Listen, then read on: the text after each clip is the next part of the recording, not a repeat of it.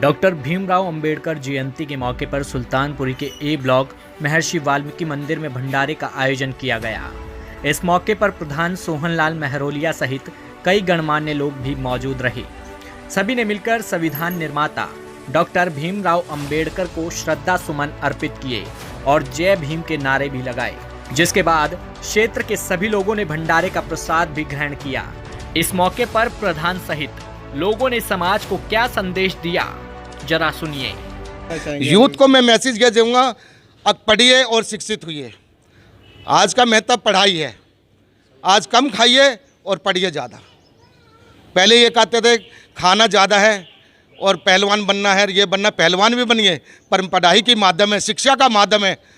तो आज बाबा साहब की देन की वजह से हम शिक्षा के अंदर भी कोई वो नहीं है। बाबा साहब ने जो वजीफ़ा था, जो बाबा साहब ने कहा था कि एक लड़ाई लड़ने के बाद बाबा साहब ने कहा था दलित जब भी आगे बढ़ेगा जब उसको कुछ भागीदारी, आधी रोटी में से पौनी रोटी मिलेगी और उसमें से एक टुकड़ा भी मिल गया तो दलित आगे बढ़ जाएगा। तो बाबा साहब ने स्कूलों में जो वजीफे की देन करवाई थी, पढ़ाई लिखाई की देन करवाई थी, क्योंकि बाबा साहब को शिक्षित होने के लिए था ही नहीं कुछ उस समय के अंदर।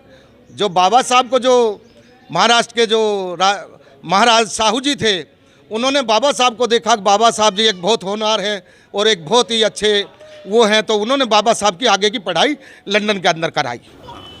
मैं इस कार्यक्रम के माध्यम से दलित समाज को ये एक संदेश देना चाहूँगा। एक तो अपने बच्चों को स्कूल में भेजें और स्कूल में भी बीच बीच में जाकर के विशेषकर दलितों से कहूँगा, निवेदन करूँगा कि बीच बीच में जाकर के स्कूल में जाएं और अपने बच्चों के विषय में टीचर से बात करें कि मेरा बेटा, मेरी बेटी रेगुलर स्कूल में आ रहा है या नहीं आ रहा है। बहुत से लोग कहते हैं कि हम काम पे जाएं, ड्यूटी करें या बच्चों की देखभाल करें, लेकिन विशेषकर उनसे ही जो हाथ जोड़ के विनती है मेरी, समाज के लोगों से एक बहुत प्रार्थना है कि बाबा साहब ने जो हमें सिखाया है, जिस रास्ते पे बाबा साहब ने हमें चलाया है, हम उसी रास्ते पे आने वाले युवाओं से भी प्रार्थना करेंगे कि वो अपने बच्चों को उसी रास्ते पर लाएं जिस रास्ते पर बाबा साहब ने हमें चलने के लिए सिखाया है, उत्साह किया है। कहते हैं कि हमें सिर्फ वो मिलना चाहिए हक तो जब भी मिलेगा जब हम अपने बच्चों को कामयाब करेंगे। बच्चों को हम कामयाब कर नहीं पाते और आगे फिर आप बाबा साहब की वो करते कि बाबा साहब हमें तो हमारा हक नहीं मिलता, दूसरों को मिल रहा है।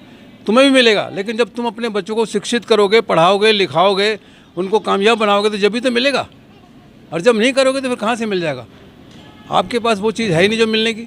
एक तब तो कहते बाबा साहब की, तुम बाबा साहब ने हमें उठाया, बाबा साहब ने कहा हक तुम्हारा है, आप घुस जाओ पार्लियामेंट के अंदर, आपका हक ले लो, लेकिन हम घुस नहीं पा रहे। एक तब तो कहते समाज को उठाओ, समाज उठे, फिर समाज कब उठेगा?